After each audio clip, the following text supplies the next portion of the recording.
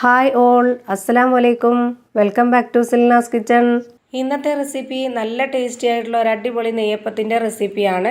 ചായക്കടയിൽ നിന്നൊക്കെ മേടിച്ച് കഴിക്കുന്ന അതേ ടേസ്റ്റിലുള്ള നല്ലൊരു തനി നാടൻ നെയ്യപ്പത്തിൻ്റെ റെസിപ്പിയാണ്. റെസിപ്പിയിലോട്ട് കിടക്കുന്നതിന് മുമ്പായി എൻ്റെ ചാനൽ ആദ്യമായിട്ട് കാണുന്നവരാണെങ്കിൽ പ്ലീസ് ഒന്ന് സബ്സ്ക്രൈബ് ചെയ്തേക്കണേ. ഇനി നമുക്ക് റെസിപ്പിയിലോട്ട് കിടക്കാം. അപ്പോൾ ഇന്നത്തെ ഈ ഒരു നെയ്യപ്പത്തിൻ്റെ റെസിപ്പി തയ്യാറാക്കാനായിട്ട് ഞാനിവിടെ 250 ഗ്രാം കപ്പ് അളവിൽ 2 കപ്പ് പച്ചരിയാണ് എടുത്തിട്ടുള്ളത്. ഈ പച്ചരി നന്നായിട്ട് കഴുകിയതിന് ശേഷം കുറച്ച് വെള്ളം ഒഴിച്ച് ഒരു 4 മണിക്കൂർ നേരം കുതിർത്ത് വെച്ചിരുന്നതാണ്. പച്ചരി എത്രത്തോളം കുതിർത്ത് വെക്കുന്നോ അത്രയും നന്നായിരിക്കും. എന്നാലേ നമ്മുടെ ആ ഒരു നെയ്യപ്പവും നല്ല പെർഫെക്റ്റ് ആയിട്ട് കിട്ടുള്ളൂ. ഇനി ഇത് നന്നായിട്ടൊന്ന് അരച്ചെടുക്കണം. അതിനായി ഞാനിവിടെ മിക്സിയുടെ ജാർ എടുത്തിട്ടുണ്ട്. ഇതിലേക്ക് ഇത് മുഴുവനും ഇട്ട് കൊടുക്കാം.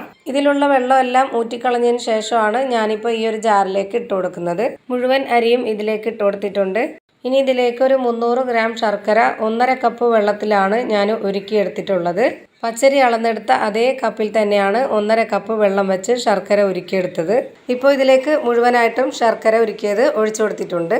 ഇനി ഈ നെയ്യപ്പത്തിന് നല്ലൊരു മണത്തിന് വേണ്ടിയിട്ട് ഒരു 5 ഏലക്കായ ഈ ഒരു പച്ചരിയിലേക്ക് ഇട്ട് കൊടുക്കാം. ഇനി ഒരു നുള്ള് സോഡാപ്പൊടിയും കൂടെ ഇട്ട് കൊടുക്കുന്നുണ്ട്. സോഡാപ്പൊടി ഇട്ട് കൊടുക്കുന്നത് മാവൊന്ന് സോഫ്റ്റായി കിട്ടാനും കൂടിയാണ്. ഇനി നമുക്കിതിലേക്ക് ഒരു നുള്ള് ചെറിയ ജീരകം ചേർത്ത് കൊടുക്കാം. ചായക്കടയിലൊക്കെ കിട്ടുന്ന നെയ്യപ്പത്തിന് ചെറിയ ജീരകവും കൂടെ ചേർത്ത് കൊടുക്കുന്നുണ്ട്.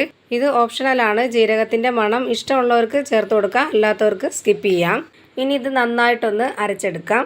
അരച്ചെടുത്ത മിക്സ് ഞാനിപ്പോൾ ഈ ഒരു പാത്രത്തിലേക്ക് മുഴുവനായും ഒഴിച്ചു കൊടുക്കുന്നുണ്ട്. ഇനി ഇതിലേക്ക് ഒരു 1/4 കപ്പ് അളവിൽ മൈദ കൂടി ഇട്ട് കൊടുക്കുന്നുണ്ട്. മൈദ ചേർത്ത് കൊടുക്കുന്നത് നെയ്യപ്പത്തിൻ്റെ വക്കൊന്നും വിണ്ട് കീറാതെ നല്ല ഷേപ്പിൽ കിട്ടാൻ കൂടിയാണ്.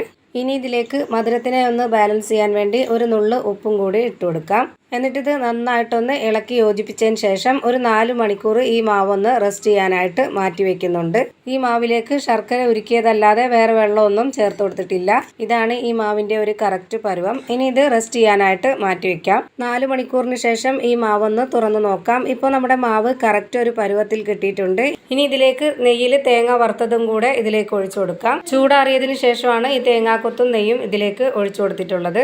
ഇനി ഞാൻ ഈ മാവൊന്ന് ഫ്രൈ ചെയ്തെടുക്കുവാണ്. അതിനായി ഞാനിവിടെ സ്റ്റൗവിലേക്ക് ഒരു ഇരുമ്പിൻ്റെ ചട്ടി വെച്ചിട്ട് അതിലേക്ക് എണ്ണ ഒഴിച്ച് ചൂടാക്കിയിട്ടുണ്ട്. എണ്ണ നന്നായിട്ടൊന്ന് ചൂടായതിനു ശേഷം ലോ ഫ്ലെയിമിൽ ഇട്ട് കൊണ്ടുവേണം ഈ മാവ് ഒഴിച്ചെടുക്കാനായിട്ട്. ഇപ്പോൾ മാവിൻ്റെ ഒരു ഭാഗം വെന്തിട്ടുണ്ട്. ഇനി ഇതൊന്ന് തിരിച്ചിട്ട് കൊടുക്കാം. ഇനി ഈ ഒരു ഭാഗവും കൂടെ ഒന്ന് വെന്ത് വരട്ടെ. ഇപ്പോൾ ഇത് 2 സൈഡും വെന്ത് കിട്ടിയിട്ടുണ്ട്. ഇനി ഇത് എണ്ണയിൽ നിന്നും കോരി മാറ്റാം. ഇതുപോലെ തന്നെ എല്ലാം ഫ്രൈ ചെയ്തെടുക്കുന്നുണ്ട്.